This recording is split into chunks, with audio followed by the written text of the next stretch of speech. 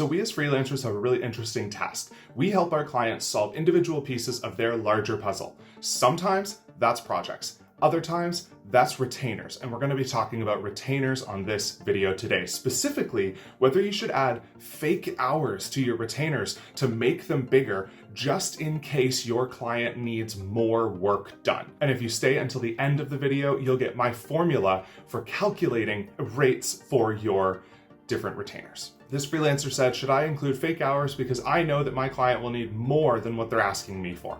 And the answer that I want to put forth is twofold. One, if your client knows about that model, they know about an artificially inflated retainer that sometimes they fill, sometimes they won't, go ahead if you're going to both agree on it and consent to it.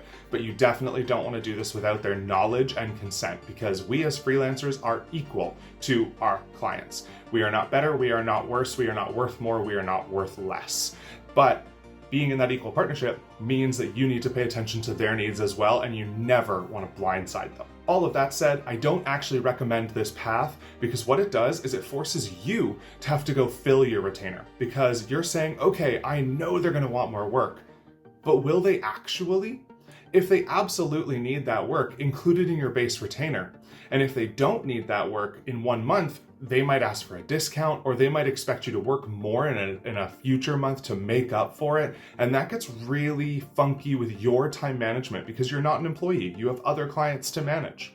So what I recommend instead is a process where you ask 3 questions. First, you ask, what is the absolute minimum that you know must get done? That becomes your retainer.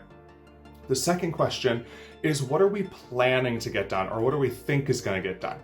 Instead of adding that to your retainer, instead of adding those fake hours, you should instead have a la carte pricing for those other items and say, you can add this at any time, just send me an email, it's included in the contract, and I will then bill at the end of the month for everything we've done this month. That gives your clients a ton of flexibility, but they have the knowledge ahead of time, so it doesn't feel like they are getting blindsided by random extra prices, or like they have to fill this enormous retainer filled with fake hours. And the third question is, what do we hope to get done? What's the bigger plan here? That is going to be either work that you do in the future, or maybe work that comes down the pipeline for you, work that you collaborate with their internal team or other freelancers on. It's about understanding the full context of their business, because again, you're an equal partner. And as an equal partner, you want to know what's going where so you can build the right piece to fit in their puzzle. And if you're thinking of calculating day rates, the formula that I recommend at all times for this kind of arrangement is taking the salary expectation for someone in that role with your experience and doubling it. I like this clean calculation for a couple of reasons. One, there's a ton of research out there, so you can pretty easily figure out what an employee would be earning in your experience and your type of work. There are things like PayScale, Glassdoor, and just Googling around, you'll start to get some data.